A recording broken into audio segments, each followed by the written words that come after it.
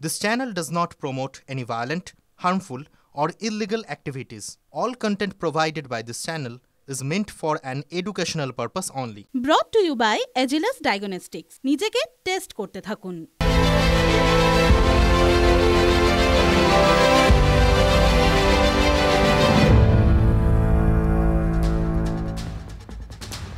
শুরু করছি ছোটকাটা স্পেশাল। তোমার পুজোর ছলে তোমায় ভুলে থাকি, পুজোও করব ভুলেও থাকবো। রাজনীতির আবার নানা মুনির নানা ম্যাথ, ব্যাখ্যাও আলাদা আলাদা, কখনো লঘু কখনো গুরু। এই লঘু গুরু নিয়েই তো চলছে, একদিন সংখ্যা লঘু হবে সংখ্যা গুরু। এই মন্তব্য করেই তো রাজনীতির হেডলাইনে ফিরহাদ হাকিম হেডলাইন থেকে সরছেনই না, আজও আছেন। ধনধান্য অডিটোরিয়ামে সংখ্যালঘু অধিকার দিবসের অনুষ্ঠান ছিল, দেখাবো সে ছবি। সেখানে প্রধান অতিথির নাম দেখুন বড় বড় করে, চিফ গেস্ট জনাব ফিরহাদ হাকিম, অথচ অনুষ্ঠান হয়ে গেল তিনিই গেলেন না। দেখুন, অনুষ্ঠানে হাজির ছিলেন তৃণমূলের সংখ্যালঘু নেতা মন্ত্রীরা, মঞ্চ আলো করে। নেই শুধু ফিরহাদ হাকিম চিফ গেস্ট, প্রধান অতিথি। তাহলে সেদিনের মন্তব্যে জলঘোলা শুরু হতেই শেষ পর্যন্ত গেলেন না ফিরহাদ? অভিমানে, সতর্ক হয়ে, নাকি নির্দেশ পেয়ে? প্রশ্ন তো থাকে। মোদ্দা কথা হলো ফিরহাদ অনুপস্থিত, অথচ রাজনীতির আঙিনায় উপস্থিত ভীষণভাবে।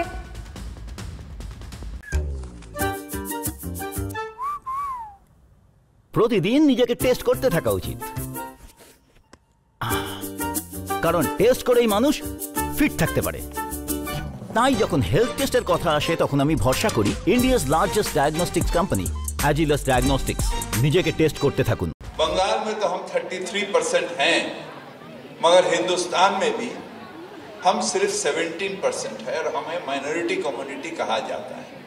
अगर अल्लाह की रहमत है हमारे ऊपर, अगर तालीम हमारे साथ है,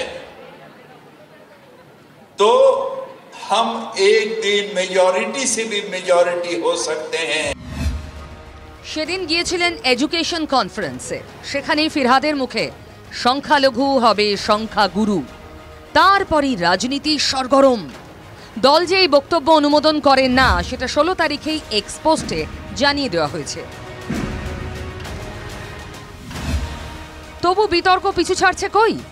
এই আবহেই বুধবার ধনধান্য অডিটোরিয়ামে সংখ্যালঘু অধিকার দিবসের অনুষ্ঠান। সেখানে প্রধান অতিথিকে ফিরহাদ হাকিম, কিন্তু তিনি নেই, অনুপস্থিত।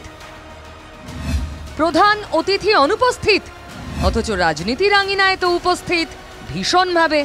ববি হাকিম কোনো সংখ্যালঘুদের অনুষ্ঠানে যাচ্ছেন কি যাচ্ছেন না সেটা বড় কথা নয়। ববি হাকিম পপুলেশন জিহাদের মাধ্যমে সংখ্যালঘু থেকে পশ্চিমবঙ্গের সংখ্যাগুরু তথা ভারতবর্ষের সংখ্যাগুরু হওয়ার যে তত্ত্ব আওড়েছেন, তা তিনি কান ধরে বলেছেন কি যে ভুল বলেছি? আগের দিন বললেন একরকম, মুখ্যমন্ত্রী চুপ করে 5 দিন প্রশ্রয় দিলেন।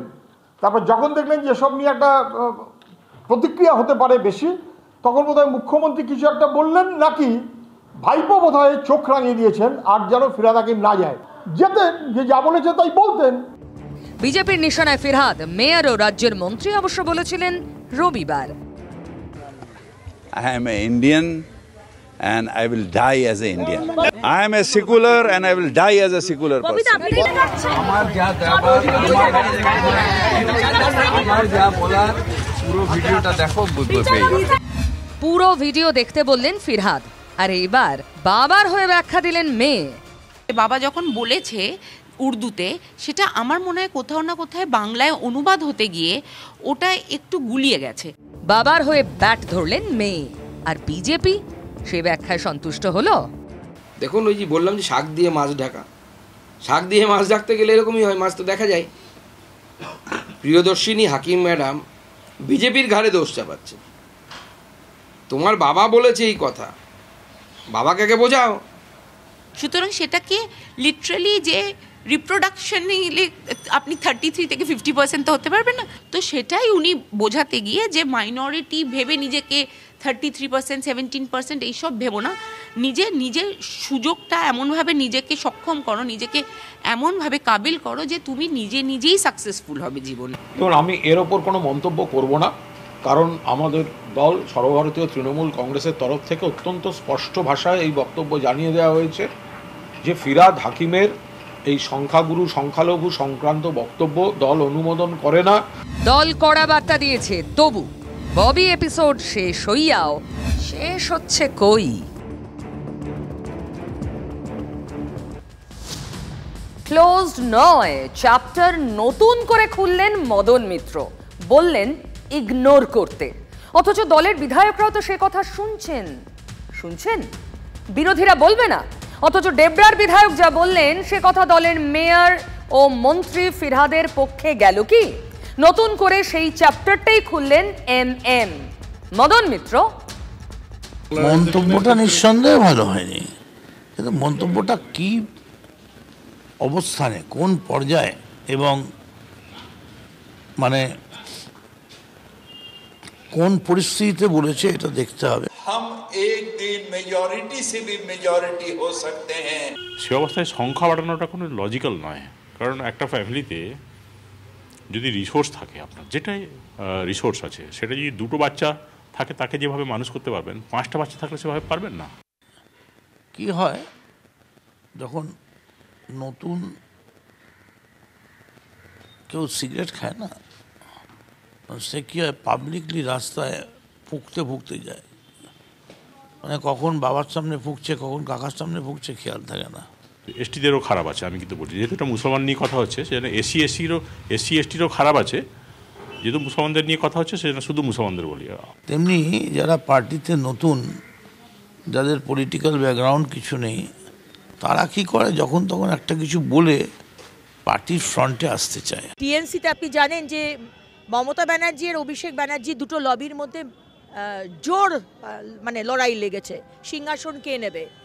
বুঝতে হবে যে মদন মিত্র কেন ফিরহাদ হাকিমের পাশে দাঁড়াচ্ছে আর কেন হুমায়ুন কবিরকে অ্যাটাক করছে। হুমায়ুন কবির শুধু নয়, বাকি সকলকেও, যে দল যখন বক্তব্য জানিয়ে অবস্থান স্পষ্ট করে দিয়েছে, তারপরে আমরা ব্যক্তি হিসেবে কেন আলাদা করে মতামত রাখবো। সংবিধানের শপথ নিয়ে, মন্ত্রগুপ্তির শপথ নিয়ে রাজ্য থেকে ধর্মনিরপেক্ষ সংবিধান, যে সংবিধান নাকি বিজেপি পাল্টে দেবে বলে তারা সারাক্ষণ সংবিধান নিয়ে ঘুরে বেড়ান, তো সেই সংবিধানের প্রতি তার বিশ্বাসঘাতকতার কথা তিনি করজোরে কান ধরে ক্ষমা যদি না চেয়ে থাকেন, কোন অনুষ্ঠানে উনি গেলেন কি না গেলেন তাতে কিচ্ছু এসে যায় না। ইমোশনাল একটা মিটিং, সেখান থেকে বেরিয়ে গেছে। তবেও আমি মনে করি যে ববি একটা সিনিয়র ছেলে, এরকম না বলাই ভালো ছিল। তবে এটা তো কোনো ব্যাপার নয়, একটা দুঃখ প্রকাশ করলেই সবটা মিটে যায়। তাহলে ফিরহাদের রাজনীতি অনুপস্থিত? মোটেই না, ভীষণভাবে উপস্থিত। তবে অনুপস্থিত ছিলেন ওরাও।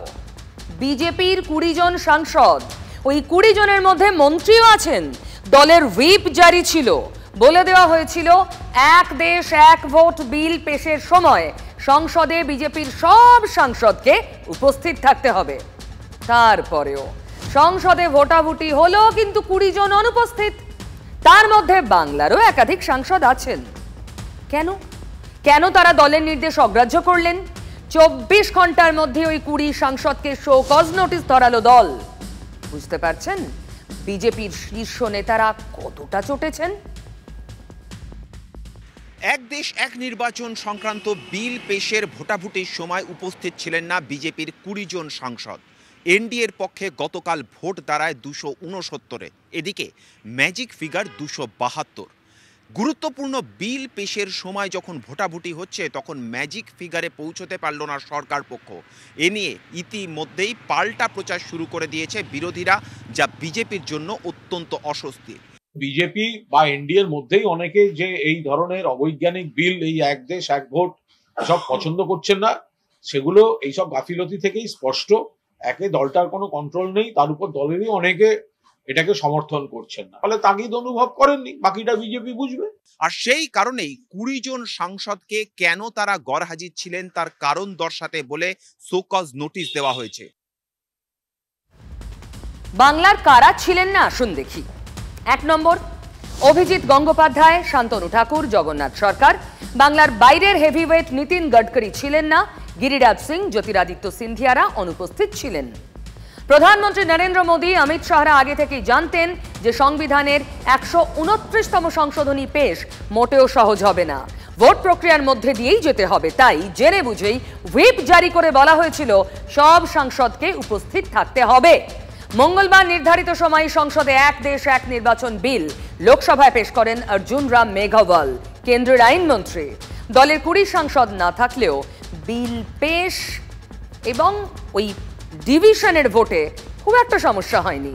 বিল পাঠানো হয়েছে জেপিসিতে, যৌথ সংসদীয় কমিটিতে, কিন্তু নিয়ম মেনে তার আগে ভোটাভুটি হয়েছে। তো হুইপ সত্ত্বেও গড়হাজির ভালোভাবে নিচ্ছে না পার্লামেন্টের বিজেপির বিশেষ কমিটি। উপস্থিত ছিলেন না স্বয়ং প্রধানমন্ত্রী নরেন্দ্র মোদী, কিন্তু তার আগাম কর্মসূচি ছিল সে কথা জানিয়ে পিএমও থেকে চিঠি গিয়েছিল সংসদ বিষয়ক মন্ত্রীর কাছে। কিন্তু বাকি সাংসদরা তারা এত গুরুত্বপূর্ণ বিল পেশের দিন কেন উপস্থিত ছিলেন না তা অত্যন্ত সিরিয়াসলি নিচ্ছে বিজেপি। অনেকেরই ব্যক্তিগত সমস্যা থাকার জন্য এসে পৌঁছতে পারেননি, দুজন লেটে পৌঁছেছেন, তারা ধরতে পারেননি দরজা বন্ধ হয়ে যাওয়ার জন্য, এবং একজন বাংলা সাংসদ তিনি আসতে পারেননি ব্যক্তিগত কারণে। তো এটা যেহেতু পুরোটা হচ্ছে একটি মানে আমাদের সংসদীয় দল, তার একটা পদ্ধতি আছে, আলাদা করে 3 জনের জন্য বাংলার জন্য আলাদা কোনো বিষয় হবে না। এই পুরো যে 20 জন অনুপস্থিত, তার যে আমাদের সংসদীয় দলের যে নীতি নিয়ম আছে, যে 3 লাইন হুইপ যদি ঘোষণা করা হয়ে থাকে তাহলে অবশ্যই পার্টি সেক্ষেত্রে না থাকলে পরে অনুপস্থিত থাকলে শোকজ করা হবে, তার উত্তর দেবে সাংসদরা। দলের অভ্যন্তরে শৃঙ্খলার প্রশ্নে কোনো রকম কসুর নয় বার্তা দিয়ে দিয়েছিলেন স্বয়ং প্রধানমন্ত্রী নরেন্দ্র মোদী, কিন্তু তারপরেও কেন এত বড় গলদ হলো সেই বিষয়টাই দলের অভ্যন্তরে শৃঙ্খলার হ্রাস আরও জোরভাবে ধরে, আরও শক্তভাবে ধরে এবার দলের সাংসদদের সবক শেখাতে চাইছে বিজেপি শীর্ষ নেতৃত্ব। শাস্তি টাস্তি হবে নাকি এরপর কে জানে, তবে অনুপস্থিতির যেন সিরিজ চলছে। তিনিও তো অনুপস্থিত, মানে দেশে নেই। মোহাম্মদ ইউনূস, বাংলাদেশের অন্তর্বর্তী সরকারের প্রধান উপদেষ্টা, কোথায়? মিশরে। মঙ্গলবার গভীর রাতে মিশরে রওনা দেন, আজ বেলায় কায়রোয় পৌঁছেও গিয়েছেন। না, এতদূর শুনে ভুল বুঝবেন না, তিনি দেশ ছেড়ে পালিয়েছেন একদম ভাববেন না। কায়রো 11তম D8 শীর্ষ সম্মেলনে যোগ দিচ্ছেন। বিষয় investing in youth, supporting small medium enterprise, shaping tomorrow's economy. এই 4 মাসে বাংলাদেশের ইকোনমির কি অবস্থা সে দেশের একজন রিক্সাওয়ালাও জানেন। জিরে নাকি 350 টাকা কেজি জিরে ফোড়ন। ইউনূসের ইকোনমি বাংলাদেশের অর্থনীতিকে কি শেপ দিচ্ছে লোকজন ভালো বুঝছেন। বাজার আগুন, পেটে আগুন, 60-এর আলু 120, 80 টাকার চাল 150, আলু ভাতে ভাত খেতেও যা খরচ, বুঝতে পারছেন বাংলাদেশের নোবেল ম্যান দেশের ইকোনমিকে কোন জায়গায় তুলেছেন। তার ফুল ইনভেস্ট এখন ইউথে, বৈষম্য বিরোধী ছাত্র জোট। তিনি বাহবা দিচ্ছেন, পিঠ চাপড়াচ্ছেন তার হাতে ক্ষমতার দুর্লভ চাঁদ এনে দেওয়ার জন্য, আর সেজন্য নিজেও ম্যাক্সিমাম রিস্ক নিচ্ছেন। ইউনূস যে আগুন নিয়ে খেলছেন তার ধারাবাহিক কর্মকাণ্ড চোখের সামনে। বঙ্গবন্ধুকে ভুলিয়ে দিচ্ছেন, ভারতের নাম মুছে দিচ্ছেন, শেখ হাসিনার নামে বিষোদ্গার করছেন, আওয়ামী লীগকে নিষিদ্ধ করার প্ল্যান করছেন। ইউনূস কি ভাবছেন এতে সকলে মহানন্দে?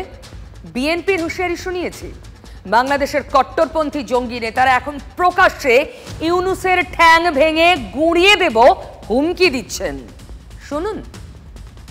আমরা ইউনূস কি টের পাচ্ছেন আগুন নিয়ে খেলতে গিয়ে কট্টর মৌলবাদের আগুনই বিনিয়োগ করে বসে আছেন তিনি, যে আগুন তাকেও ছারখার করে দিতে পারে। তার আগে পিছে প্রতিটি পদে রিস্ক, ঝুঁকি, ল্যান্ডমাইনের মতো বিছিয়ে রাখা বারুদ। জঙ্গি নেতা মামুনুলের গরম গরম কথা শুনে বুঝতে পারছেন তো কোন পথে যাচ্ছে বাংলাদেশ। আর সভায় লোকজনের উত্তেজনা উপস্থিতিও বোঝাচ্ছে সমর্থন কতটা রয়েছে এদের সঙ্গে। শিক্ষা ব্যবস্থায় ইসলামের বিরুদ্ধাচরণের অশুভ ধারা বন্ধ করতে হবে। আপনারা সেই আওয়ামী দুঃশাসনের আমলের মতো বরাবর এদেশের ইসলামপন্থীদেরকে উপেক্ষা করে চলবেন। আমাদেরকে উপেক্ষা করার এই ধারা আমরা আর বেশি দিন চুপ করে বরদাস্ত করব না। শিক্ষা কমিশনে এদেশের সর্বজন কোনো আলেম প্রতিনিধি অন্তর্ভুক্ত করতে হবে, না হয় ওই শিক্ষা কমিশনের কোন সুপারিশ আমরা মানব না। এই কট্টর মৌলবাদীরা কি চাইছে? সরকারের প্রত্যেকটা স্তরে নিজেদের লোক বসাতে, কোট আনকোট ফ্যাসিবাদকে উপড়ে ফেলতে চেয়ে ইউনূস কি এই উগ্র মৌলবাদের হাতে দেশটা বেচে দিচ্ছেন? দেখুন, ইউনূসের যে এখন সাপে ছুঁচো গেলার দশা তা স্পষ্ট। তাই হিন্দু নিপীড়ন দেখেও ইউনূস চুপ, মন্দির গির্জা ভাঙা দেখেও ঠুঁটো, চেয়ার আঁকড়ে ধরে থাকার লোভ, নাকি তিনিও মনে প্রাণে হিন্দু বিদ্বেষী? মনি কর্মকারের ছবি দেখছেন।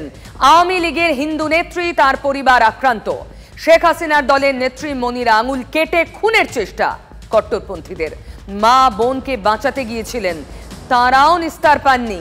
মনির যে একরত্তি 2 সন্তান, তারাও নির্যাতনের শিকার। রাজনীতির দোহাই আর কতদিন দেবে ইউনূস?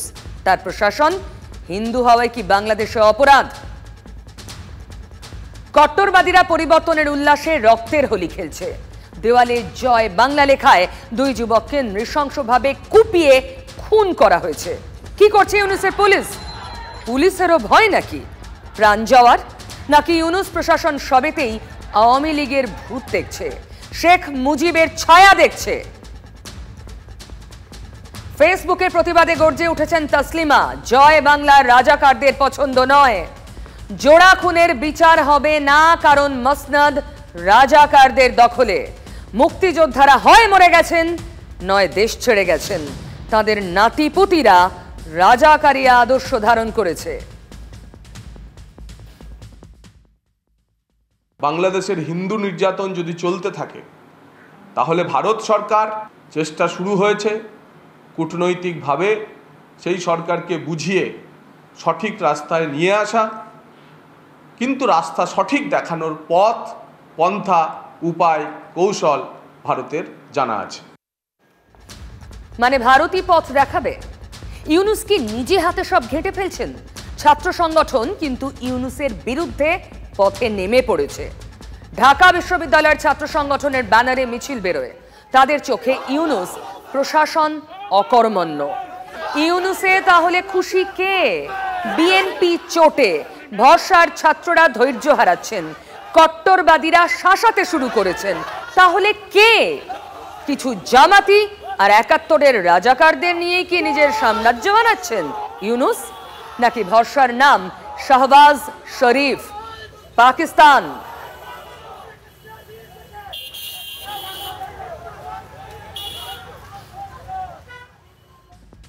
শাহবাজ শরীফ পাকিস্তানের কথা কেন বলছি? বাংলাদেশের হুঁশিয়ারি। এর আগে বাংলাদেশের এক প্রাক্তন সেনা 4 দিনে কলকাতা দখলের কথা বলেছিলেন, আর আজ পাকিস্তানের পরমাণু বোমা নিয়ে ফুটানি করলেন আর এক ex army colonel Ali Ahmed. আমাদের অনেক বন্ধু রাষ্ট্র আছে যাদের কাছে নিউক্লিয়ার বোম আছে এবং তারা দিতে রাজি আছে। সুতরাং আপনি ব্যবহার করবেন, আমরা এখানে কলা চষবো, এটা হবে না। এখান থেকেও নিউক্লিয়ার বোম লঞ্চ করা হবে। বন্ধু রাষ্ট্র, তারা পরমাণু বোমা দেবে? পাকিস্তানের বন্ধুত্বের কথাই বলছেন কর্নেল সাহেব। কদিন আগে অবশ্য তাদের বরাভয় দিয়েছেন কামরান সাইদ উসমানী, বাংলাদেশে বসে থাকা পাকিস্তানি এজেন্ট, পাকিস্তান ইউথ অ্যালায়েন্সের যুব নেতা। পাকিস্তানের পরমাণু বোমা, বাংলাদেশের পরমাণু বোমা। শুনুন আবার। आज हम अपने बंगाली भाइयों को जवाब देते हैं, उन्हें बताते हैं कि भाई ये पाकिस्तान तुम्हारा है, इस पाकिस्तान का जो एटम बम है ना वो भी तुम्हारा है। आए जुर्रत करे कोई आंख उठाकर बांग्लादेश की तरफ देखने की, उसकी आंखें निकाल देंगे। এই জন্য বাংলাদেশি কর্নেলের এত বরফট্টাই। এই কামরান সঈদ পাক প্রোপাগান্ডা টিমের সক্রিয় সদস্য। পাকিস্তানের হয়ে লেয়াজও করতে বাংলাদেশে ঘাঁটি গেড়েছেন। বাংলাদেশিদের মধ্যে ভারত বিদ্বেষ ইনজেক্ট করছেন, স্বপ্ন চাড়াচ্ছেন কামরান। ওরে বাবা, ছবিটা দেখলেন? বাংলাদেশের পতাকাও বদলে যাচ্ছে, ওই পাকিস্তানের ধাঁচে চাঁদ তারা এইসবও আসছে। আচ্ছা, কিভাবে কর্নেল আলীদের গ্যাস খাইয়ে গাছে তোলা হচ্ছে বুঝতে পারছেন? দেখুন, বিএনপির নেতা রিজভী অনেক লম্বা চওড়া কথা বলেছেন, বাংলা, বিহার, ওড়িশা দখল করার স্বপ্ন দেখেছেন। কেউ কেউ অতি উৎসাহে বাংলাদেশের মানচিত্র চেঞ্জ করে ফেলছেন। আর আজ মুফতি কাজী মোহাম্মদ ইব্রাহিম গোটা ভারত দখল করার হুঁশিয়ারি দিলেন। ভারত যখন ব্রিটিশরা নেয় তখন মুসলিমরা ছিল শাসক। ব্রিটিশরা নবাব সিরাজ থেকে নিয়েছে বাংলা, বিহার, উড়িষ্যা, আর সমগ্র ভারত নিয়েছে মোগল থেকে। হাদিস এটা আছে যে আবার একবার মুসলিমরা ভারতের শাসক। তোমার কোনো ফরক না, তুমি যে বাহ্যিক উঠাইবে ওগুলি ভয় করি না। পুরো বখতিয়ার খিলজি গ্যাস খেয়ে উঠছেন। এই মুফতি কে? বাংলাদেশের কট্টর মৌলবাদীদের আর একটা মুখ। মুফতিরা কি ভাবছে? আমরা ভয় পাচ্ছি এসব শুনে? এদের জন্য ভারতের পরমাণু বোমার দরকার হয় না, মিসাইলও লাগে না। সার্জিক্যাল স্ট্রাইক করে শুধু ধরে ধরে ব্যাটন দিলেই সব সিধে। গোটা ভারত ছাড়ুন, 4 দিনে কলকাতা দখল করার দিবা স্বপ্নও ভুলে যাবে। ভারতের লোকজনের কাছে এরা এক একটা খোরাক। ভারতীয় সেনা ছেড়ে দিন, ভারতের কোনো সাধারণ নাগরিকও কি এদের হুমকিকে সিরিয়াসলি নেয়? নিচ্ছে শুধু বাকতাল্লা, বাতেলাবাজি। বাস্তবটা ওরাও জানে। ভারতের একটা রাফেল সীমান্তে দেখলে জামা কাপড় নষ্ট করে ফেলবে। একথাই তো বলেছিলেন বিরোধী দলনেতা। বাংলাদেশ থেকে কখনো মুখ্যমন্ত্রী মমতা বন্দ্যোপাধ্যায়কে অ্যাটাক করে স্টেটমেন্ট দিচ্ছে, কখনো প্রধানমন্ত্রীকে অ্যাটাক করে স্টেটমেন্ট দিচ্ছে। তো এইগুলো যদি দিল্লির সরকার না কড়া ব্যবস্থা নেয়, তো এইগুলো কি চলতে দেওয়া যায় নাকি? ভারতকে চমকানোর আগে শুধু ট্রেড ডেফিসিটের কথা একটু মাথায় রাখুন, তাহলে নির্ভরতা কোথায় সেটা আপনারা বুঝতে পারবেন। চাইলেও পাকিস্তান, চীন আপনাকে বাঁচাতে পারবে না। এইভাবে সোশ্যাল মিডিয়া দিয়ে এগুলো রোডবে, মানুষ উত্তেজিত হবেন। এরা চাইছে কি? দিল্লির সরকারের নীরবতাটাই হচ্ছে রহস্যময়। এর মধ্যে কি আছে, এর পেছনে কি আছে? এই রহস্যময় নীরবতার আসল কারণ কি? তারা আগে যথাযথ ব্যবস্থা নিক, কড়া ব্যবস্থা নিক। দেখুন, বাংলাদেশ আমাদেরকে দখল করে ফেলবে, নিয়ে নেবে, দিল্লি দখল করে ফেলবে, সব শেষ করে দেবে, পরমাণু বোমা ফেলবে, এসবে আমরা আর পাত্তা দিচ্ছি না। আমাদের হাসিও পাচ্ছে না, এতটাই ক্লান্ত হয়ে গেছি বাজে কথা শুনে। আমরা একটা বিষয় চিন্তিত, ওদেশে হিন্দুরা, সংখ্যালঘুরা কোনোভাবেই যেন আর নির্যাতনের শিকার না হয়। এটা এনশিওর করতে হবে একটা গণতান্ত্রিক দেশের তত্ত্বাবধায়ক সরকারকে। ইউনূস পারবেন? প্রশ্ন নিয়ে একটা ছোট্ট ব্রেক নিই, ফিরবো আবার।